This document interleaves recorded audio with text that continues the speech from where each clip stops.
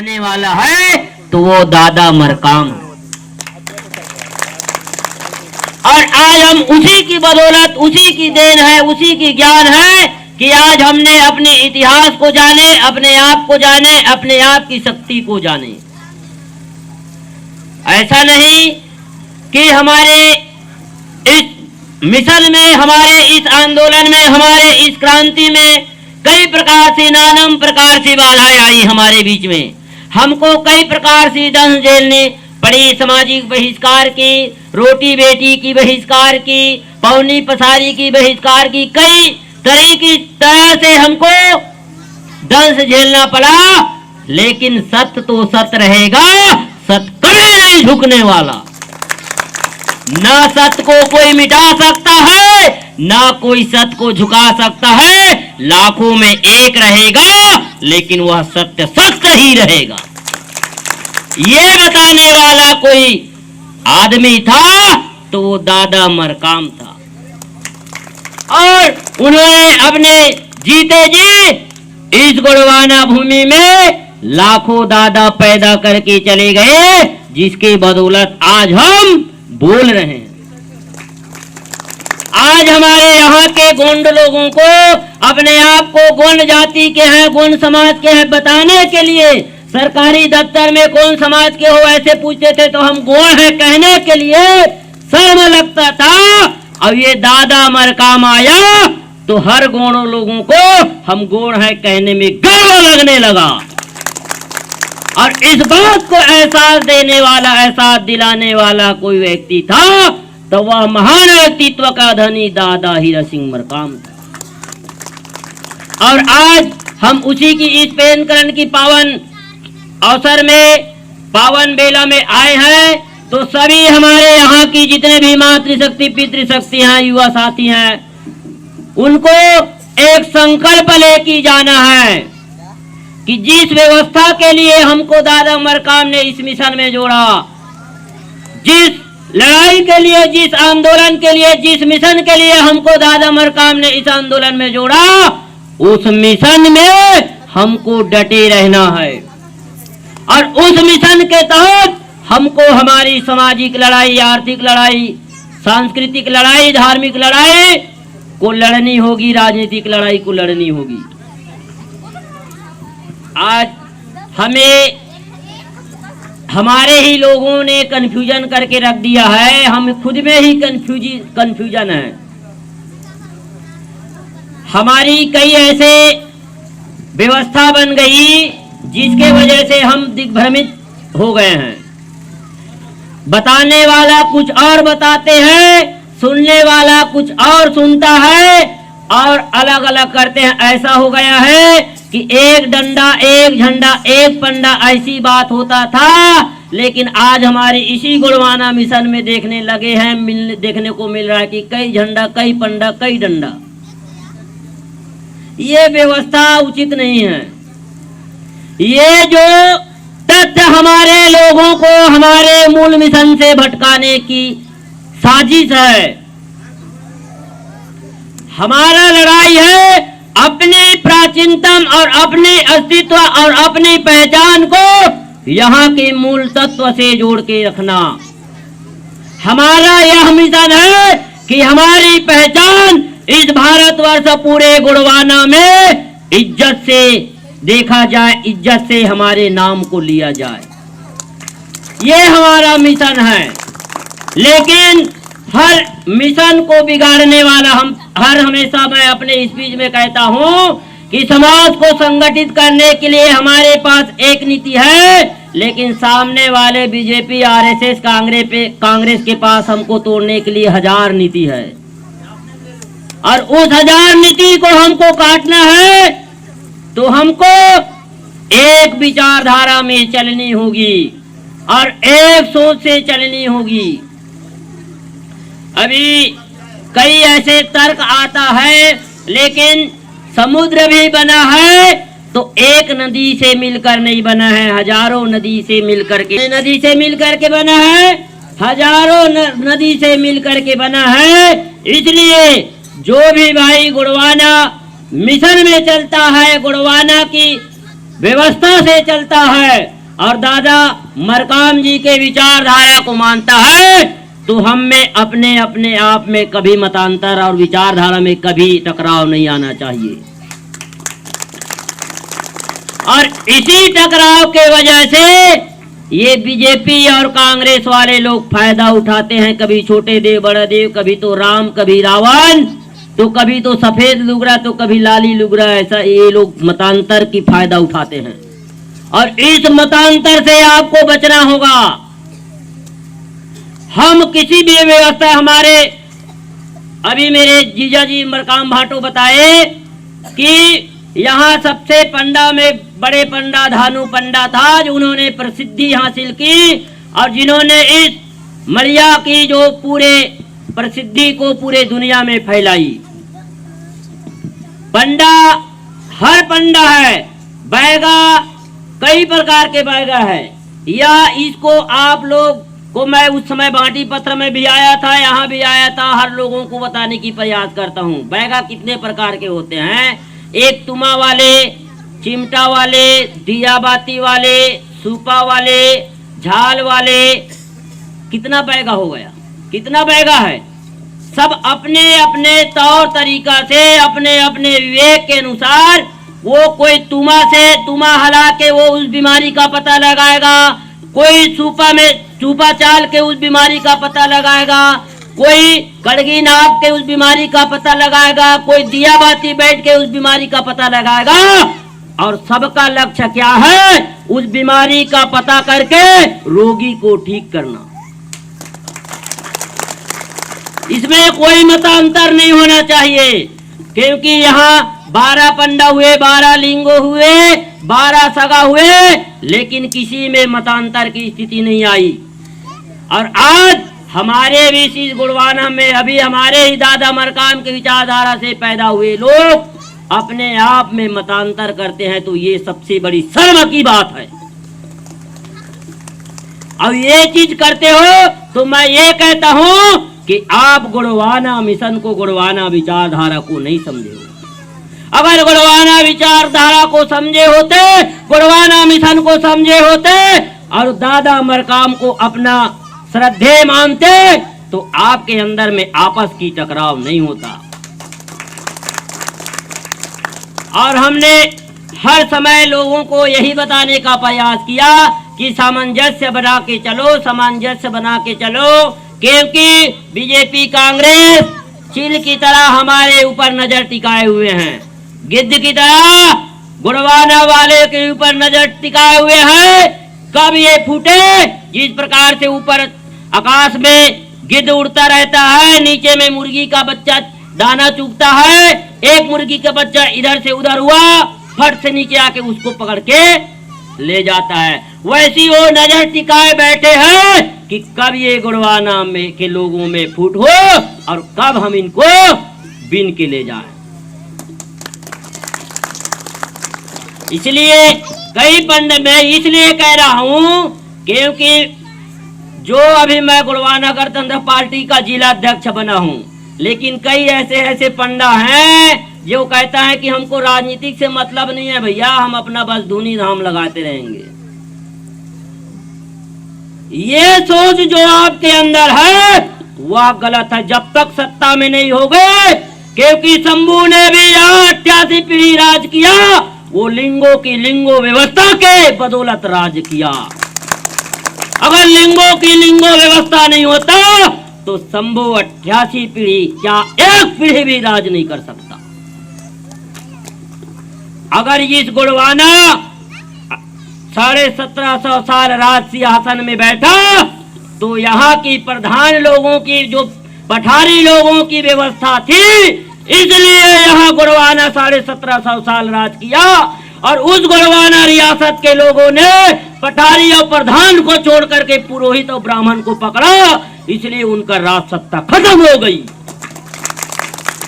इसलिए हमको अपने मूल कर्तव्य को जानना होगा और अगर अपने समाज को सत्ता में लानी होगी तो हमको उस सत्ता की लड़ाई लड़ने के लिए एक होना पड़ेगा, चाहे चिमटा वाले हो, चाहे छुपा वाले हो, चाहे तुमा वाले हो, चाहे सफेद लुगड़ा वाले, चाहे लाली लुगड़ा वाले क्यों ना हो, सबको उस सत्ता में लाने के लिए आपको कर्तव्य निभाना पड़ेगा, लड़ाई लड़ना पड़ेगा, तब गुणवाना गणतंत्र पार्टी सत्ता में आएगी, तब आपकी संस्कृति को, तब आपकी देवधामी को, तब आपकी धर्म को, तब आपकी भाषा को मान्यता मिलेगी, पहचान मिलेगी और सम्मान मिलेगी।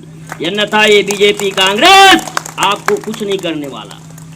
इसलिए आप सभी से मेरा यही अपील है कि पहली बार तो ये कई ऐसे कॉन्सेप्ट है जिससे हमको कंफ्यूजन होता है। क्या है? सही जानकारी नहीं होने के वजह से या फिर जानकारी की अभाव। हमारे हर समाज में एक व्यवस्था थी कि कुटुंब गंगा, समाज गंगा, नाथ गंगा। हमारे सियान लोग जोहार कुटुंब, जोहार गंगा, गंगा जोहार जोहार कहते मर गए। और आज भी हम अपने मांदी सभाओं में जोहार जोहार गंगा या फिर सगा गंगा इस प्रकार से शब्दों का उद्बोधन करते हैं। और एक हमारे पढ़े लिखे विचारधारा के लोग क्या कहते हैं? ना हम आस्तिक हैं, ना हम नास्तिक हैं, हम वास्तविक हैं। हमारे लोग कहते हैं और हमारे लोग निराकार निर्गुण को मानने वाले भी आ जाते हैं। एक शब्द मेरे सहपाठी भाई हैं, उन्होंने कहा कि बड़ा देव कौन है? क्या है बड़ा देव? मैं कहा बड़ा देव कुछ नहीं है, बड़ा देव धरती, आकाश, अग्नि, जल, वायु, यही बड़ा देव है। इससे बड़ा कोई और बड़ा देव नहीं है। जो नहीं दिखता उसको हम नहीं मानते, धरती दिख रहा है वही बड़ा देव है। तो उन्होंने कहा नहीं, ये बड़ा देव धरती नहीं है, पूरे ब्रह्मांड, पूरा दुनिया को रचने वाला बड़ा देव कहा। तो मैं कहा सबसे पहले तो अंधविश्वासी तुम हो, क्योंकि इस ब्रह्म धरती को बना दे ऐसा कोई शक्ति नहीं है, इस आकाश को बना दे ऐसा कोई अल्लाह ईश्वर बड़ा देव नहीं है तो मेरे को दिखाओ। और ये कह कह के लोगों को गुमराह करते हैं। हमारे लोगों ने अपने देवधामों को देखे हैं अपने समाज में। कैसे मैं बताता हूँ। दूल्हा देव, दूल्ही दाई, जिसको हम अपने घर में, अभी आप हर घर में जाओगे इतना बड़ा माटी के लोंदा, माटी के लोंदा के अलावा कुछ नहीं है हमारे घर में। क्या है बताओ? और उस माटी के लोंदा में एक ध्वजा, काला लाल सफेद, 3 ध्वजा होता है। काला लाल सफेद बांस की कुड़गी में डला रहता है। जिसके घर जवारा चलता है उसके घर वो बाना गड़ा रहता है कि नहीं? इतने के अलावा कुछ रहता है क्या? इतना बड़ा बड़ा माटी का लोंदा। देव बंटवारा होता है तो माई घर के वो उसी मिट्टी को ही बांटते हैं। मिट्टी को बांटते हो कि किसको बांटते हो? मिट्टी को बांटते हो ना। दूल्हा देव का माटी का लोंदा मारा है, लेकिन उसका पीढ़ी में एक बार। लेकिन हमारा सही दूल्हा देव कौन है? जब हम ब्याह करते हैं तो बेटा बेटी जब मोर पहन के दूल्हा दूल्ही के रूप में बैठता है तो मैं उनसे कितना बड़ा बुजुर्ग क्यों न हो, मैं उसका आरती करूंगा, पैर पखाड़ूंगा, उसको दूल्हा देव के रूप में मानते हैं कि नहीं? और इससे क्या सिद्ध होता है कि हमारा दूल्हा देव बेटा बहू है, बूढ़ा देव माता पिता है और नाती जो नारायण देव है। इससे बड़ा और कोई देव नहीं है जो नहीं दिखता हो। है क्या ऐसा कोई? और हम इसी को मानते हैं। समाज जो विवेकानंद जी आए उन्होंने क्या कहा? वासुदेव कुटुंबकम कहा। क्या कहा? वासुदेव कुटुंबकम, अर्थात कुटुंब में देव वास करते हैं कहा। लेकिन हमारे समाज ने क्या कहा? कुटुंब में देव वास नहीं करता, जबकि कुटुंब ही देव है। कुटुंब ही देव है, कुटुंब से बड़ा कोई देव नहीं है। ये हमारा मैथोलॉजी है, हमारी मान्यता है। और इसी मान्यता को चुरा के ये विवेकानंद ने कह दिया वासुदेव कुटुंबकम। कुटुंब से बड़ा कोई देव नहीं है, ये बड़ा देव ही नहीं है कुटुंब से बड़ा। अरे हम है तो ये है, हमारा समाज है तो ये है। इसलिए हमको अपने समाज को संरक्षित करना है तो हमको वास्तविक लड़ाई लड़ना पड़ेगा। वास्तविक लड़ाई लड़ना पड़ेगा और वास्तविक लड़ाई लड़ेंगे और हम विजय हासिल तब होंगे जब हम सत्ता में आएंगे। इसलिए आप सभी को सत्ता में आनी होगी। और रही बात हमारे कई समाज जो क्षेत्र के लोग हैं, सामाजिक कार्यकर्ता, ये कहते हैं कि अरे यार राजनीति बात नहीं करना है, राजनीति बात नहीं करना है, ऐसे कहते हैं। समाज को जागृत, पहले बात तो मेरे को ये बताए, वो सामाजिक कार्यकर्ता समाज को जागृत करने की क्या जरूरत, उसका क्या उद्देश्य है? समाज को जागृत करने के पीछे क्या उद्देश्य है ये बताइए। बीजेपी कांग्रेस में ले जाके वोट दिलाना उद्देश्य है क्या? आदिवासी के नाम से, सर्व आदिवासी के नाम से, जनजाति के नाम से कई संगठन बन गया, बड़े बड़े सेमिनार, वेबिनार, बड़े बड़े सम्मेलन, महासभा होती है। क्यों? बीजेपी कांग्रेस को वोट दिलाने के लिए, इसके अलावा कुछ नहीं होता। हमारी समाज को जागृत करने की कई आवश्यकता नहीं पड़ती। क्यों? क्योंकि लिंगों ने वो व्यवस्था बनाई है, हमारे पूर्वज ने ये व्यवस्था बनाई है, जिसको कोई माइक लाल नहीं जन्मा जो उसको कटाक्ष कर सके। कोई मैं ध्रुवे हूँ, कोई ध्रुवे मेरे को समझी नहीं बोल सकता। अगर बोल सकते हैं बताओ, बोल सकते हैं क्या? अभी भी नहीं बोले, पहले भी नहीं बोल रहा था और भविष्य में भी नहीं बोलेगा। इससे ये सिद्ध हो गया, ध्रुवे ध्रुवे को समझी नहीं बोलता। इससे ये सिद्ध होगा कि हमारा समाज सामाजिक क्षेत्र में अप टू डेट जागरूक है। जागरूक नहीं होता तो ध्रुवे ध्रुवे समझी, मरावी मरावी समझी बन गया होता कि नहीं? इसलिए हमारी हर व्यवस्था, नाटकारी, टोटम व्यवस्था सब परफेक्ट है। कुंजाम भले वो बड़ा देव माने या ना माने, लेकिन बोकरा को नहीं खाएगा। खाता है क्या कुंजाम? खाता है क्या कुंजाम? उसको कौन बताया भैया? आप लोग सभा सम्मेलन लगाए तो बताया का कुंजामन बोकरा नहीं खाना की बताया का कोई? अरे वो हमारे पीढ़ी दर पीढ़ी आजा पुरखा दादा से चलती आ रही व्यवस्था, जिसको फ्रांस से फ्रांसीसी आए, हूण आए, मुगल आए, जिन्होंने इस लिंगों की व्यवस्था को नहीं काट सके, तो ये मोहन भागवत और नरेंद्र मोदी जैसे चुट्टी लचुट्टे लोग काट सकेंगे? काट सकेंगे क्या? तो लोग डराते हैं, सामाजिक कार्यकर्ता हमको डराते हैं। अरे जागरूक नहीं होगे, सामाजिक सम्मेलन नहीं करोगे तो हमारी अधिकार हनन हो जाएगा, हमारी समाज खत्म हो जाएगा। अरे मुगल जैसे, अकबर मोहम्मद जैसे दिल्ली में राज करने वाला सल्तनत इस गुड़वाना की व्यवस्था को छू नहीं हिला सका, तो ये नरेंद्र मोदी जैसे लुट्टे जला लेंगे? नहीं हिलाएंगे। डर के, आपको डर दिखा के आपकी अधिकार खत्म हो जाएगा, आपकी पहचान खत्म हो जाएगा, आपकी भाषा खत्म हो जाएगा। ये डर दिखा के आपको इकट्ठा करते हैं, अब बीजेपी कांग्रेस में आपको वोट दिलवाते हैं। बताओ ना मेरे को। 1931 से गुड़वाना गौड़ महासभा की स्थापना हुई है, अभी से नहीं। लेकिन गुड़वाना गौड़ महासभा गोंडी धर्म को मान्यता दिलाए, गोंडी भाषा को मान्यता दिलाए। चलो गोंडी भाषा को नहीं दिलाए, यहाँ आदिवासी हो भाषा, कुड़ुक भाषा, मुंडारी भाषा, संताली भाषा, कई आदिवासी भाषा है, किसी भाषा को 8वीं अनुसूची में दर्जा दिलाए। और वही गुड़वाना गौड़ महासभा ये सर्व आदिवासी जो लोग हैं, बीजेपी कांग्रेस के प्रोजेक्टेड लोग, हमको कहता है तुम्हारा ये हो जाएगा, वो हो जाएगा। कहाँ गई पत्तलगड़ी? कहाँ गई पत्तलगड़ी? जब बीजेपी की सरकार थी, बस्तर में यही गुड़वाना गौड़ महासभा सर्व आदिवासी संगठन पत्तलगड़ी करता था, 5वीं अनुसूची लागू करो, पैसा लागू करो। जब कांग्रेस की सरकार आ गई तो क्या 5वीं अनुसूची पैठा एक्ट लागू हो गया कि चुप बैठ गए, मुंह में लड्डू घुस गया? उनको मुंह में लड्डू घुसा दिए और तुम चुप हो जा, अब तुम्हारा बाप आ गया, ऐसे कहेंगे। ये है, और आप लोगों को इन्हीं लोगों से डर बच के रहना है। ये DL यानी दलाल और BPL यानी बिन पेंदी के लोटा, जिसका कोई मतलब नहीं है। बिन पेंदी के लोटा BPL से बच के रहना। आज ये लोग हमारे बीच में प्रोजेक्ट करते हैं भैया, सामाजिक विचारधारा से लोगों को जोड़ना है, और चुनाव के दिन आया तो चुपचाप बैठ जाना है। जैसे यहाँ भी धर्म संस्कृति चलाने वाला बहुत बड़े व्यक्ति है, मैं नाम नहीं लेना चाहता, वो तो बाद में बहुत बड़े सवाल लगाएगा, बड़े बड़े कार्यक्रम करेगा।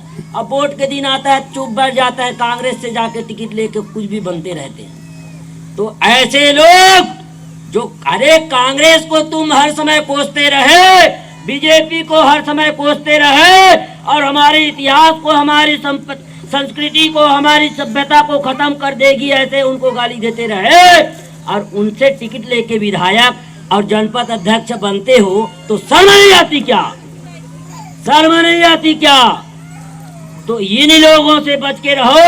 और हमारे इधर भी बहुत खरपतवार उग गए हैं, क्योंकि जब से मैं जिला अध्यक्ष बना हूँ तब से गुड़वाना में भी जितने खरपतवार थे उन खरपतवारों को भय लगने लगा कि ये न हो कि ये लिंगो सपरचट सीधे साला हमारा खत्म हो जाए। और हम लोग ने नींदा नाशक नहीं सींच रहे हैं, हम सीधा सपरचट सींच रहे हैं। जो हमारे संगठन में दलाली करेगा उन खरपतवार को हम बाहर कर देंगे, चाहे कोई भी हो। ये सब व्यवस्था बनी है और हमारे अतिथि पहुंचे हैं सम्माननीय लोग। तो ज़्यादा न कह करके मैं अपने वक्तव्य को यहीं पे स्थगित करता हूं। आप सभी को सादर सादर सेवा जोहार।